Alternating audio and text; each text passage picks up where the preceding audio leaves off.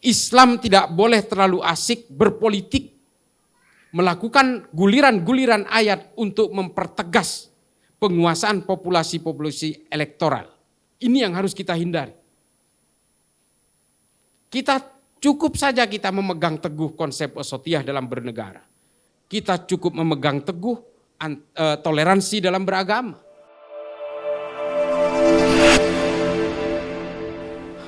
Allahumma salli ala Sayyidina Muhammad wa ala ali Sayyidina wa maulana Muhammad.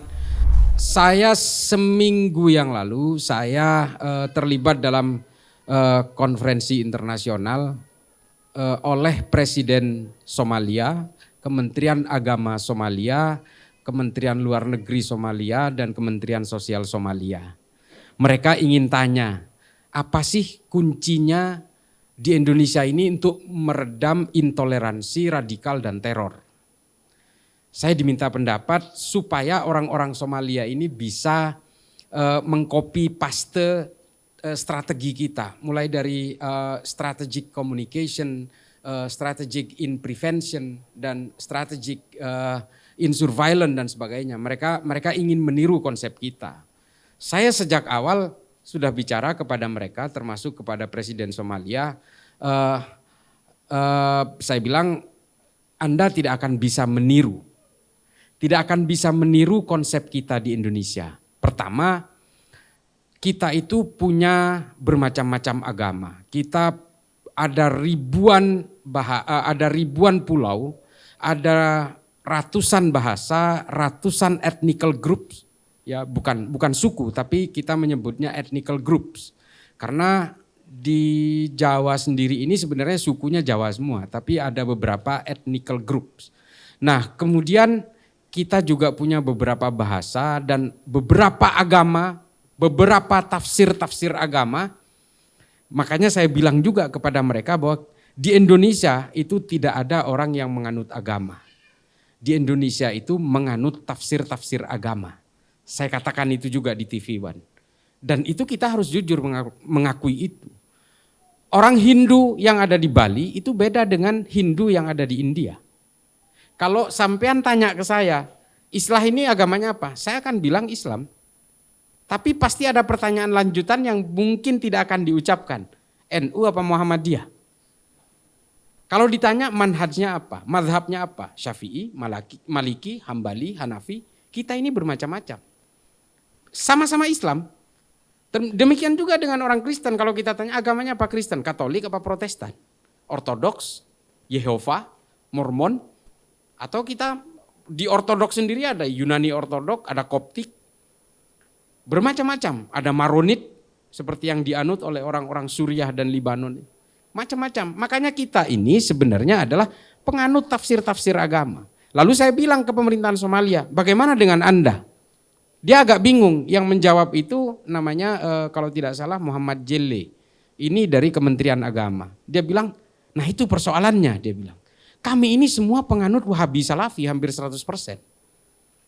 Tapi konfliknya sampai hari ini belum selesai. Coba bayangin.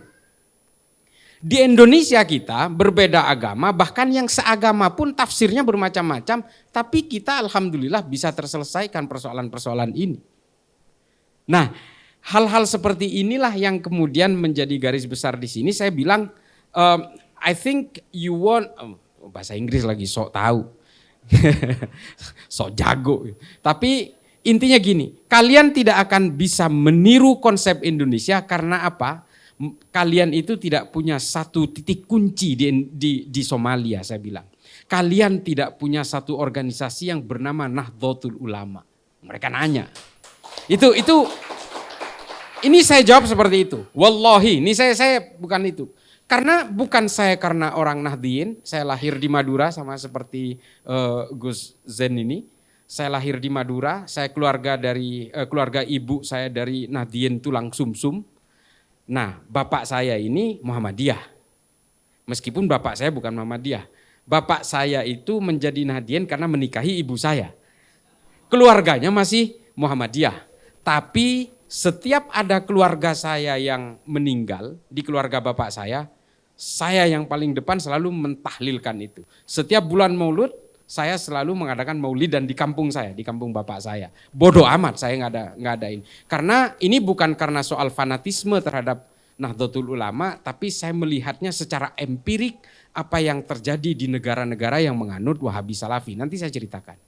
Saya sudah berkeliling, saya sudah ke Afrika kurang lebih 3 kali, saya sudah ke beberapa negara di Timur Tengah, ke negara-negara di Asia Selatan, di Asia Tengah, ke Filipina, dan juga ke beberapa negara di Amerika Selatan. Dan saya kebetulan belajar di Amerika dan tinggal di Amerika kurang lebih 6 tahun. Saya tahu semua bagaimana gestur-gestur cara beragama orang-orang yang mengaku beragama. Saya tahu gestur-gestur orang yang mengatakan sebagai orang sekuler, orang liberal dan sebagainya. Saya tahu persis.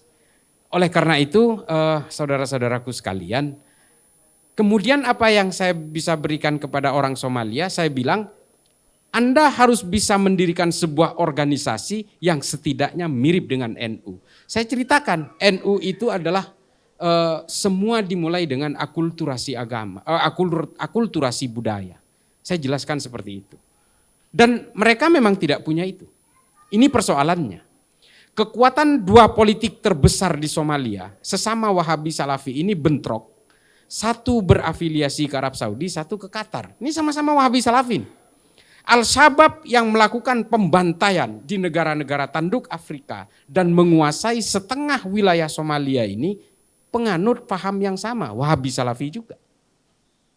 Kekuatan-kekuatan di dalam tentara dan polisi di Somalia itu dipimpin oleh sebuah organisasi kajian Islam yang namanya Al-Ittihad Al-Islamiyah yang dipimpin oleh seorang jenderal. Wahabi Salafi juga, coba bayangin. Orang yang ingin memerangi terorisme dan terorisme yang ingin diperangi pahamnya sama.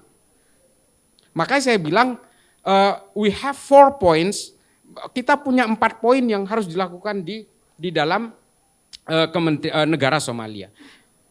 1, mereka harus punya Pancasila. Ini berat sekali. Saya ceritakan mengapa Pancasila ini bisa diterima oleh mayoritas orang Islam. Saya ceritakan mulai dari Mbah Hashim dan sebagainya. Panjang kalau saya ceritakan di sini dan saya yakin teman-teman tahulah itu. Kemudian yang kedua, mereka ini tidak mau berdampingan dengan orang yang berbeda. Karena kalian, saya bilang, menganut faham-faham Ibnu Taimiyah yang memang tidak menghendaki perbedaan. Kalian ini adalah penganut faham-faham dari Said Qutb dalam Fidilalil Quran, Ma'alim fil Thoriq, dan faham-faham yang dianut oleh Muhammad Qutb dalam Jahiliyatul Qarnil Ishrin, dan juga kalian ini terlalu terbiasa dan luas untuk memberikan pemahaman-pemahaman Abu Bakar Naji dalam Idarat at-Tawahhush, sehingga kalian ini berperang bukan ingin mematikan brutalitas, tapi kalian sebenarnya adalah merebutkan porsi-porsi brutalitas itu. Hari ini pemerintahan di Somalia juga melakukan praktek-praktek brutalitas. Bukan atas nama agama, bukan atas nama tafsir, tapi atas nama politik. Ini adalah gestur-gestur yang terjadi dan yang merusak sejarah Islam selama 1400 tahun. Dan ini dipraktekkan oleh Somalia, dipraktekkan oleh Boko Haram di Nigeria, dipraktekkan oleh Jabhat al-Nusra di Suriah, dan dipraktekkan oleh Laskar At-Taiba di Pakistan, Afghanistan, dan di sebagian negara bagian India seperti Jammu dan Kashmir. Kesalahan mereka adalah satu, mereka tidak punya organisasi yang bisa melakukan social deployment seperti NU. Tepuk tangan untuk NU. Saya merinding kalau cerita soal NU. Terus terang, wallahi, karena memang NU ini tidak dipunyai oleh negara manapun di dunia. Dan negara manapun di dunia tidak punya undang-undang anti teror yang seperti kita punya. Namanya Undang-Undang Nomor 5 Tahun 2018. Dulu undang-undang teror kita itu adalah Undang-Undang Nomor 15 Tahun 2003. Orang melakukan tindakan teror baru bisa ditangkap. Orang meledakkan bom baru setelah korbannya bergelimpangan bisa ditangkap. Undang-Undang Nomor 5 Tahun 2018 di bawah pemerintahan Pak Jokowi ini, orang-orang yang baru berkeinginan untuk melakukan aksi teror sudah bisa ditangkap tanpa harus melanggar prinsip-prinsip hak asasi manusia. Ini hebatnya. Makanya dalam TV One saya selalu bilang ini adalah magnum opus, ini masterpiece. Negara lain tidak punya itu. Ketika orang baru niatan, ngukur niatan orang ini nggak gampang bos. Nggak gampang, tapi kita bisa menangkap. Apa yang dialami oleh Dr. Sunardi kemarin di Sukoharjo, saya nanti sedikit cerita soal ini. Saya betul-betul terlibat mulai dari eskalasi awal, insya Allah sampai nanti akhir, saya tahu persis soal eskalasinya. Nah, orang-orang yang dulu harus menunggu actus reus, tindakan untuk ditangkap, hari ini kita bisa menangkap orang karena mens reus, baru niatan-niatan. Mengapa negara-negara itu hingga hari ini termasuk India, Pakistan, Afghanistan, Somalia, Nigeria, Sudan, Republik Afrika Tengah, Suriah, Libya, dan semua negara-negara yang hari ini tidak bisa menyelesaikan konflik komunal horizontal maupun masih berhadapan dengan perang-perang simetris. Itu hingga hari ini karena mereka tidak punya undang-undang seperti ini. Hanya Indonesia yang punya. Itulah mengapa kita kadang-kadang menangkap orang, tetangga kita kadang-kadang, loh ini kan guru ngaji, loh ini kan imam masjid, ini kan cuma penjual bakso, kenapa ditangkap? Karena setiap metodologi terorisme di atas permukaan selalu mereka tampil normal. Selalu mereka mengelabui itu. Dan ini tahu nggak? Ini adalah praktik-praktik khawarij dari sejak zaman dulu. Mereka berusaha menginfiltrasi terhadap setiap pemerintahan mulai di zaman Bani Umayyah, Bani Abbasiyah, Bani Umayyah di Eropa, Kesultanan Ottoman, semua diinfiltrasi oleh mereka dan mereka berpura-pura hidup normal sehingga akhirnya ketika mereka berhasil menciptakan momentum revolusi, mereka akan melakukan itu. Kelompok-kelompok seperti inilah yang kemudian membuat sejarah Islam itu menjadi kelam. Kita tahu kan ketika Nabi Muhammad wafat, jenazahnya belum dimakamkan, Muhajirin dengan Ansor sudah pecah, Sa'ad bin Ubadah dengan Sayyidina Umar sudah mengangkat pedang, lalu setelah itu terjadi pembunuhan-pembunuhan terhadap Sayyidina Abu Bakar, peracunan-peracunan terhadap Sayyidina Abu Bakar berulang kali terjadi, Sayyidina Umar dibunuh, taruhlah yang ngebunuh itu orang Majusi, tapi kan di belakangnya bukan orang Majusi, orang Islam di belakangnya. Pembunuhan Sa'ad bin Ubadah di Aleppo. Ketika dia sedang buang air kecil dipanah dengan 2 anak panah di dahi dan di ulu hatinya. Mungkin kita nggak tahu karena kita malas baca kitab sejarah. Tarikh At-Tabari, Tarikhul Khulafa. Kita kan malas. Tapi saya insya Allah sudah baca itu. Silakan bantah saya. Nah, kejadian-kejadian seperti ini termasuk pembunuhan yang sangat brutal terhadap Sayyidina Utsman ibnu Affan. Pembunuhan yang brutal terhadap Sayyidina Ali, pembunuhan yang brutal terhadap Sayyidina Husain dan peracunan terhadap Sayyidina Hasan dan pembunuhan antara bapak kepada anak kepada bapak, ponaan terhadap paman terhadap ponaan, ini berulang-ulang kali terjadi karena apa? Karena politisasi agama. Perang sesama umat Islam, perang Jamal, perang Siffin, perang Hurrah, perang Zab, ini semua terjadi karena politisasi agama. Inilah kemudian yang membuat sejarah-sejarah kita menjadi hancur lebur, menjadi getir, pahit dan sebagainya. Dan kita hari ini disibukkan oleh urusan politik daripada ilmu pengetahuan. Ini yang terjadi di antara kita. Inilah yang kemudian dijejalkan oleh negara barat kepada orang-orang Islam supaya kita sibuk berpolitik dan kita lupa bahwa kita pernah melahirkan Rumi, Tabrizi, Al-Khawarizmi, Ibnu Sina, Al-Ghazali. Dan juga kita tidak pernah lagi melahirkan Ibnu Rus, Al-Farabi dan sebagainya. Kita tidak lagi menciptakan tahafud al-falasifah, kita tidak bisa lagi melahirkan tahafud at-tahafud dan sebagainya. Kita sibuk oleh politik, oleh khilafah, Hizbut Tahrir dan sebagainya. Kantor pusatnya di London. Seharusnya kita bertanya, mengapa orang barat yang memfasilitasi itu? Karena kita supaya sibuk berpolitik. Dan dengan politik kita punya sejarah yang tidak nyaman. Kita saling bunuh sesama umat Islam karena persoalan politik. Inilah yang kemudian dijejalkan oleh orang-orang barat supaya Islam ini lebih sibuk dengan urusan remeh-temeh. Kita sibuk dengan fatwa-fatwa tentang bagaimana kalau istri haid itu bisa ditiduri apa tidak. Tentang celana dalam, ini mohon maaf, ini bukan porno. Tentang selangkangan, tentang bagaimana mengelabui istri yang pertama untuk bisa berpoligami dan sebagainya.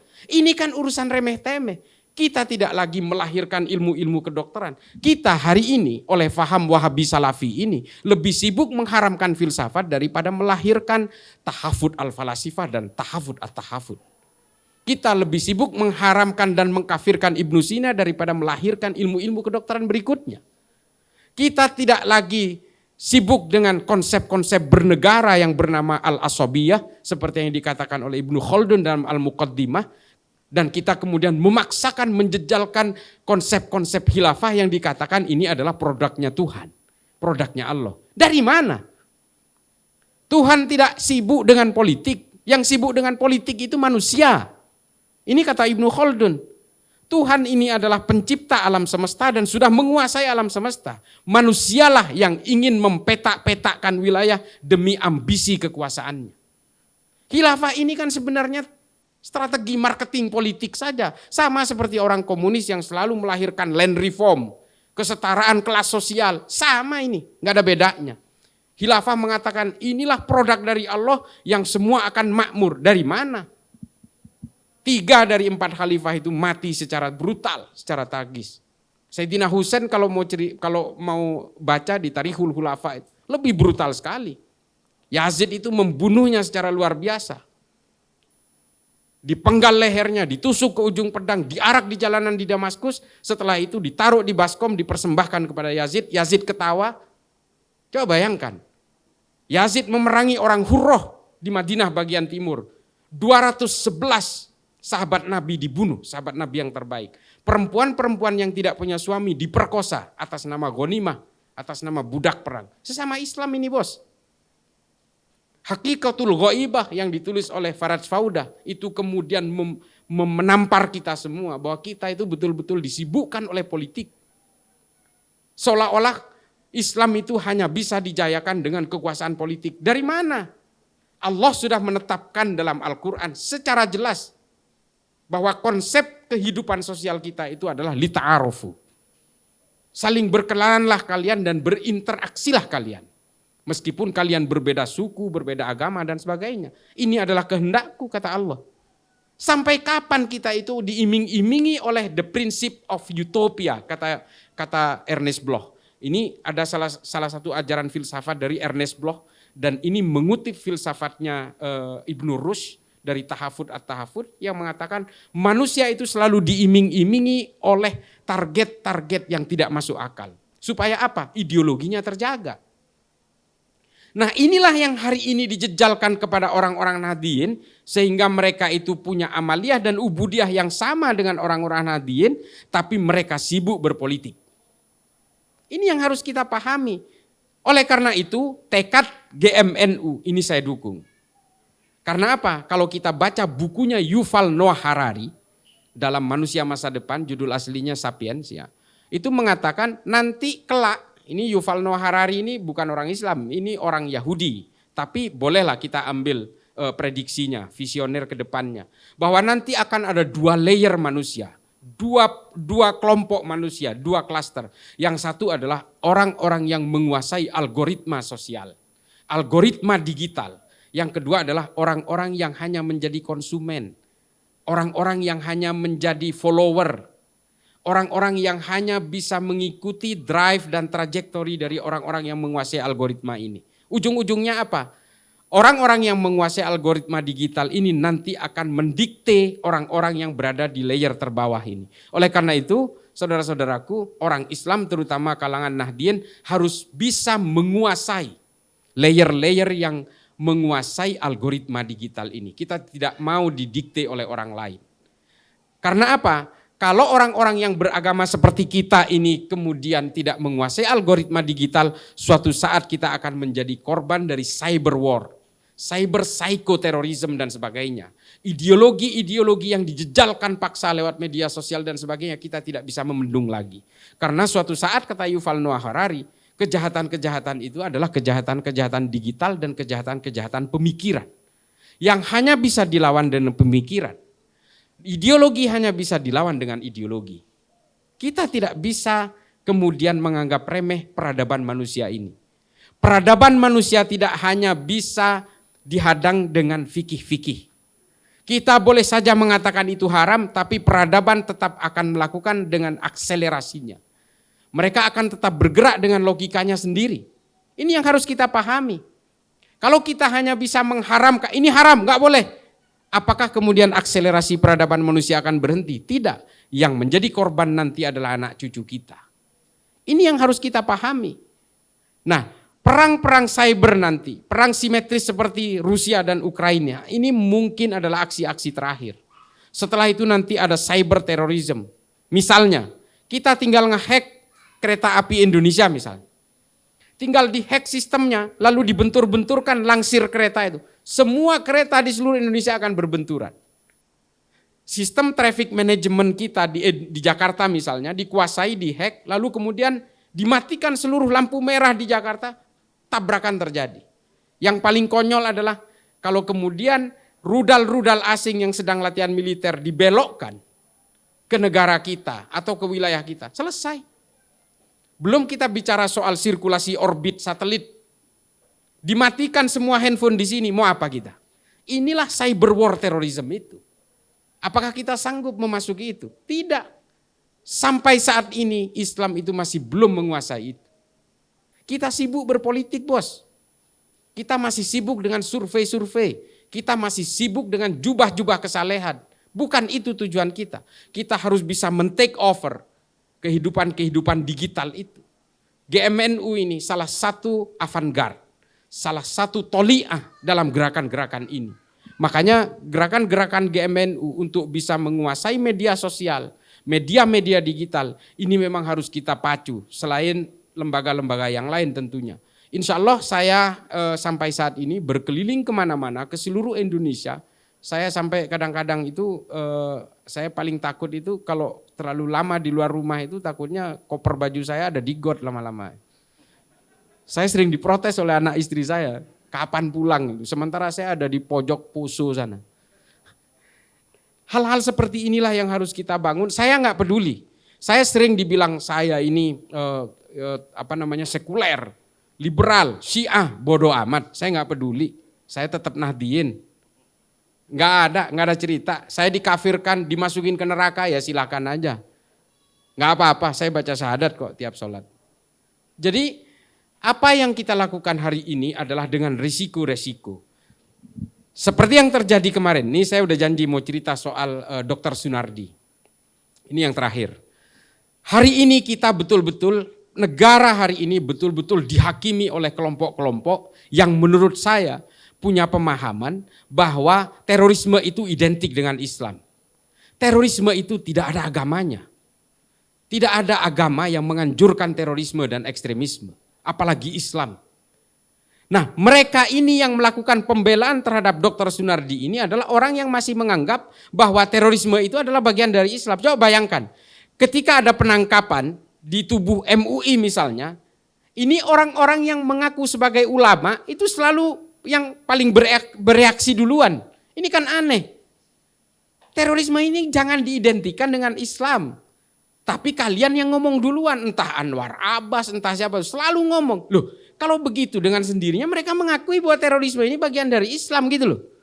Ini kan logika-logika dasar gitu. Ya udah diem aja. Kalau Densus misalnya nangkep teroris yang memang menginfiltrasi MUI, ya itu kita nangkep bukan dia bagian dari MUI karena memang Densus sudah punya alat bukti yang cukup. Dia itu memang aktif dalam gerakan-gerakan jaringan teror di Indonesia. Banyak gerakan jaringan teror di Indonesia itu. Ada JI, JAD, JAK, JAT, JAS, MIT, MIB. Banyak sekali. Dan mereka bergerak di bawah permukaan itu sangat aktif. Mereka melakukan rekrutmen, funding, pendidikan, idat, persiapan-persiapan revolusi dan sebagainya. Banyak. Mungkin orang awam seperti kita melihatnya di atas permukaan ya biasa-biasa aja. Tapi orang-orang yang betul memahami ini, saya tidak memahami ini tapi saya mengamati betul. Bahwa mereka di bawah permukaan memang selalu bergerak. Dr. Sunardi ini, saya cerita Dr. Sunardi. Ini adalah hasil pengembangan dari beberapa tersangka yang sudah ditangkap sebelumnya. Bahkan nama dia disebut oleh para Wijayanto, Ketua Umum Jamaah Islamiyah yang sudah ditangkap bertahun-tahun lalu. Dan disebut oleh beberapa tersangka lainnya. Dan beberapa orang yang akan ditangkap setelah ini berkaitan dengan Hilal Ahmar Society. Dia adalah ketua umum Hilal Ahmar Society. Tahu nggak Hilal Ahmar Society? Ini organisasi yang sudah dilarang oleh PBB, dilarang oleh Uni Eropa dan beberapa negara seperti Trinidad Tobago, negara-negara di Amerika Selatan. Ini semua terjadi. Dan semua udah dilarang. Mengapa baru ditangkap sekarang padahal keterlibatannya sejak tahun 2015? Kita harus mengumpulkan alat bukti yang cukup seperti yang saya bilang tadi. Undang-Undang nomor 5 tahun 2018 ini bukan pekerjaan mudah. Orang yang baru berniat tapi ditangkap. Buktinya dari mana? Itu yang harus kita collect, harus kita generate. Oleh karena itu Densus setahu saya tidak pernah bisa kalah dalam pra-peradilan karena sebelum nangkap semua alat buktinya sudah cukup. Media menyebutnya terduga, padahal ini udah tersangka. Dan apa yang terjadi adalah ini, ada info yang harus saya berikan karena ini disiarkan. Ini karena serangannya terlalu banyak seolah-olah Dr. Sunardi ini lumpuh harus pakai tongkat, nggak mungkin dia melakukan perlawanan. Dia bisa berjalan. Tongkat itu adalah alat untuk menjaga keseimbangannya setelah dia kecelakaan, bukan lumpuh. Dia sudah tahu akan ditangkap, makanya dia selama berbulan-bulan setiap keluar dari rumahnya naik ambulan. Karena mereka tahu Densus tidak mungkin akan melakukan penangkapan di ambulan. Densus tidak mungkin melakukan penangkapan di rumahnya karena dia buka praktek dokter di rumahnya. Tidak mungkin melakukan penangkapan di depan para pasiennya. Tidak mungkin melakukan penangkapan di depan anak dan istrinya. Ini tabu. Dan tidak mungkin juga Densus melakukan penangkapan di pondok pesantren. Tempat dia berasal kemarin itu, dari Ulul Albab. Dia kan dari pesantren nih. Kenapa nggak ditangkap di pesantren? Itu standar operational procedure yang dipunyai oleh Densus. Tidak boleh melakukan penangkapan di lembaga pendidikan, di dalam rumah ibadah, di dalam ambulan sebagai paramedik. Tidak boleh dilakukan itu. Dan di depan anak istri beserta kalau dia dokter di depan pasiennya. Ini adalah rambu-rambu yang tidak boleh dilanggar. Itulah mengapa Densus melakukan penangkapan membuat obstacle di jalan.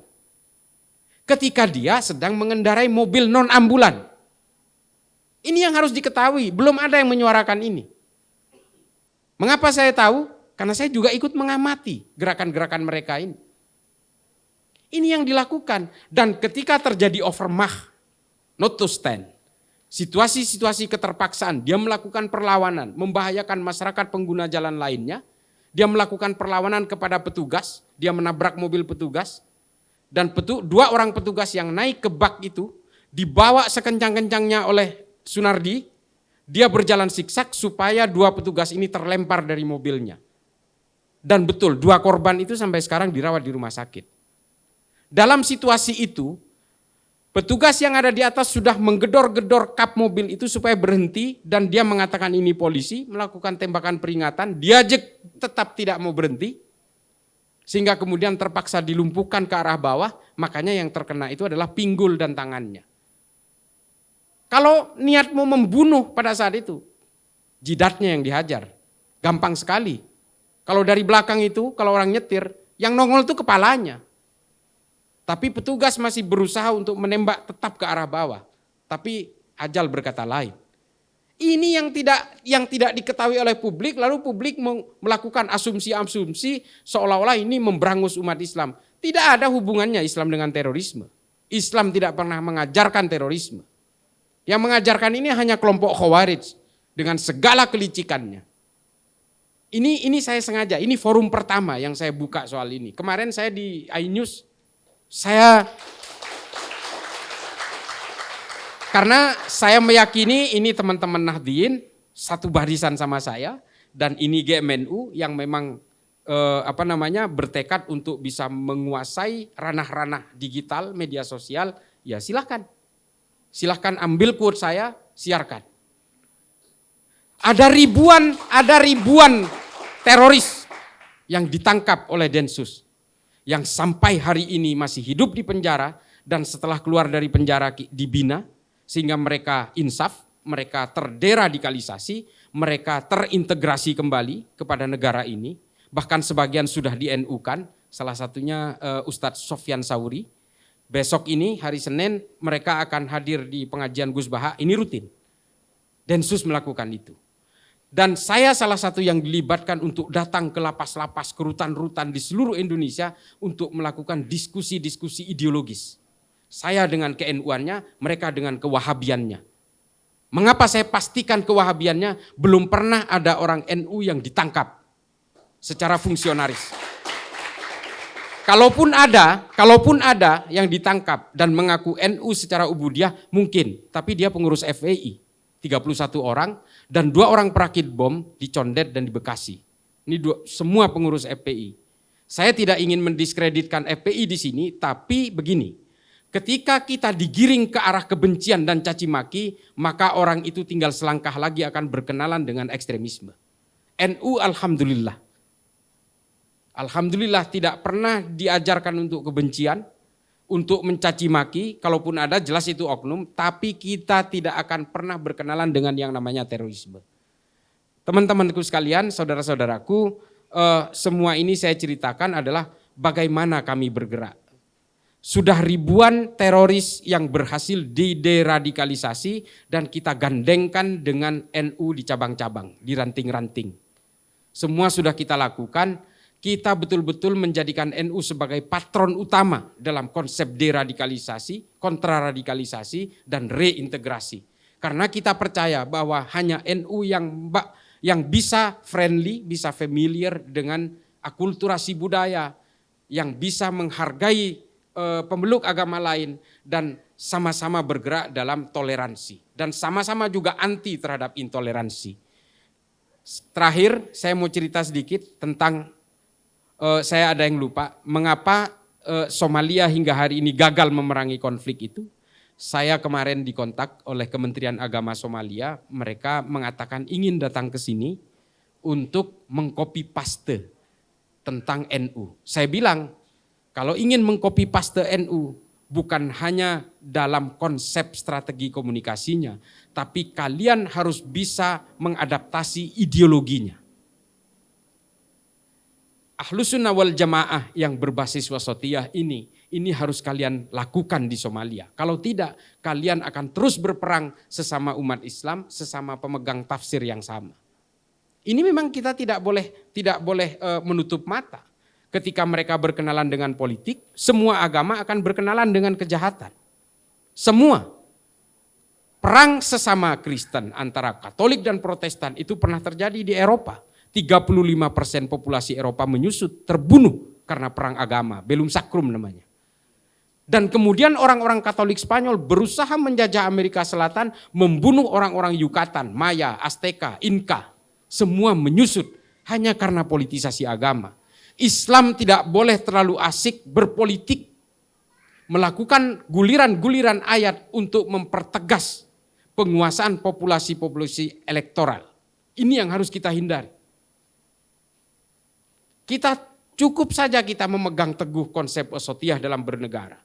Kita cukup memegang teguh toleransi dalam beragama. Karena begini bos, kita ini semua kan Islam karena lahir di Indonesia. Kalau sampean ini lahir di Guatemala, Katolik sampean. Kalau saya lahir di Brasil, Katolik saya. Percaya saya.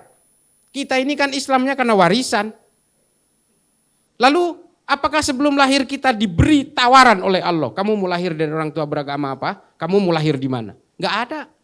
Semua ini adalah takdir-takdir kelahiran kita. Lalu dengan takdir kelahiran kita yang dengan kemudian warisan agama yang berbeda-beda ini, apakah Allah akan menjerumuskan kita? Saya ditanya di Poso. Kalau begitu, Cak Islah ini mengatakan semua agama benar. Tidak. Menurut saya agama saya yang paling benar adalah Islam. Tapi menurut orang Kristen jangan salah. Menurut orang Kristen ya agama mereka yang paling benar. Inilah konsep-konsep keyakinan yang dikatakan oleh Habib Ali Al-Jufri. Konsep-konsep dalam berkeyakinan yang dikatakan oleh Syekh Usama Said Al-Azhari. Humanity before religiosity yang dimaksud Habib Ali Al-Jufri itu bahwa bagaimanapun ini adalah konsep kemanusiaan yang kemudian harus kita kuasai sebelum kita menguasai keagamaan.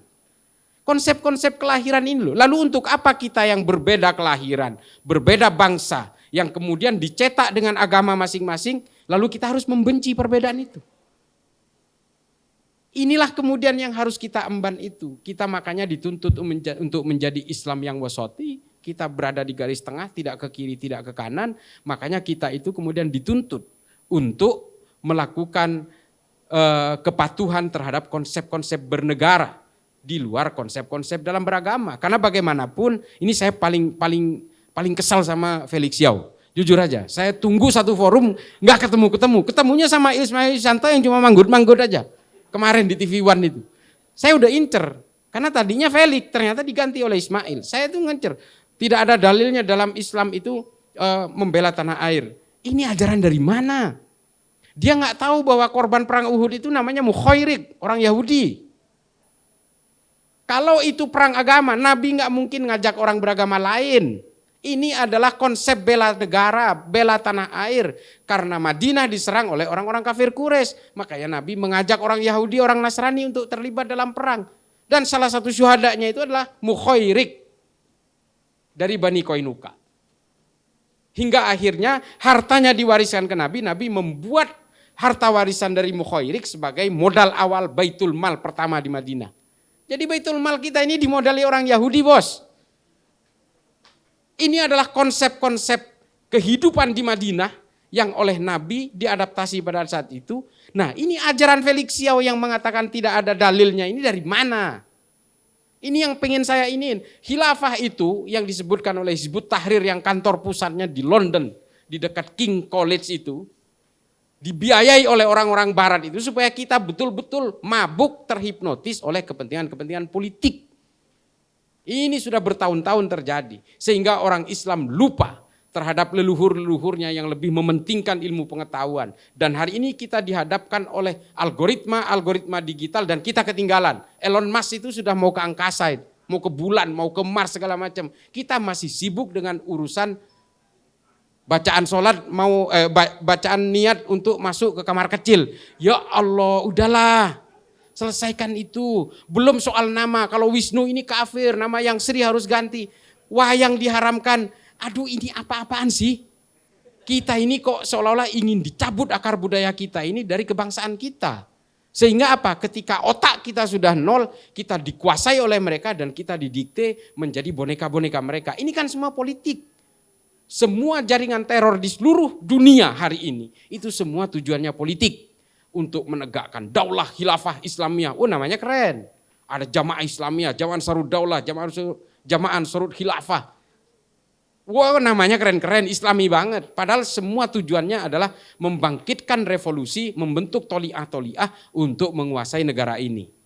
Coba itu, Taliban. Bangga banget, kita usir asing. Hari ini apa? Mereka ngemis-ngemis kepada asing. Ini dunia hari ini. Tidak mungkin satu negara bisa hidup tanpa bantuan negara lain, kafir-kafir lain. Ini yang harus kita pahami. Saya terus terang paling suka menggunakan konsep-konsep sejarah. Karena tidak ada dispute di dalamnya. Tinggal kita adu literasi aja. Mau Ad-Dinuri, Ad-Dinawari, Ibnu Athir, Ibnu Kathir, Ibnu Mas'udi, Imam Suyuti, At-Tabari. Mari kita pakai semua literatur itu. Kalau fikih nggak ada batasnya, pasti debatnya panjang sampai kiamat itu. Saya nggak pernah mau pakai fikih, mau pakai ayat juga nggak pernah. Saya tampil di TV dimanapun, di seminar apapun, dengan kelompok HTI, kelompok Wahabi, nggak pernah saya mau pakai fikih-fikih. Selain saya memang bukan ahli fikih, fikih itu adalah interpretasi. Fikih itu adalah otak manusia. Agama itu bukan ideologi, tafsirnya ideologis. Saya ulangi, agama bukan ideologi, tafsirnya ideologis. Itulah mengapa pada jam, ini jadi panjang lagi tadi padahal udah terakhir. Itulah terakhir. Itulah mengapa ya pada abad ke-10 diskursus keilmuan di dalam Islam itu betul-betul dihargai. Coba bayangkan, apakah dulu kalau berbeda pemikiran dipenggal lehernya? Enggak ada, hanya orang-orang Wahabi yang melakukan itu. Ulama-ulama di Saudi ditangkap, dipenggal oleh Muhammad bin Salman karena dianggap berbeda. Itu memang perilaku Wahabi dari dulu. Nah, lalu apakah dalam Islam seperti itu? Tidak. Pada abad ke-10 dan abad ke-11, pemikiran ateisme yang hari ini diadaptasi oleh Darwin, oleh Engels, oleh Marx, oleh Lenin, oleh Feuerbach dan sebagainya itu berawal dari pemikiran-pemikiran orang Arab Islam. Oleh Abul A'la Al-Ma'arri dalam Al-Kullumiyah. Diadaptasi dari Al-Mukaffa. Diadaptasi dari Abu Bakar Ar-Razi.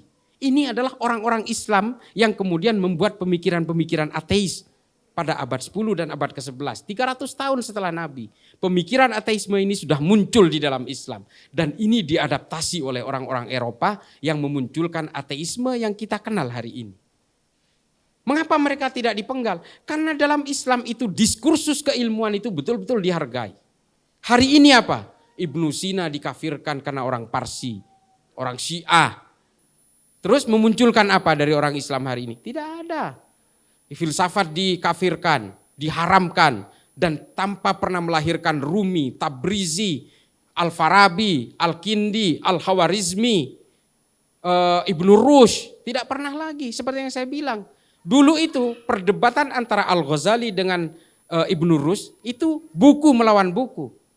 Kan kita tahu Tahafud Al-Falasifah ditulis oleh Al-Ghazali. Dilawan lagi oleh Ibnu Rushd dengan Tahafud At-Tahafud. Ini kan keren gitu. Karena keilmuan. Kita enggak hari ini. Yang namanya partai berbasis Islam tiba-tiba sibuk dengan menyerang pemerintah urusan minyak goreng dan sebagainya.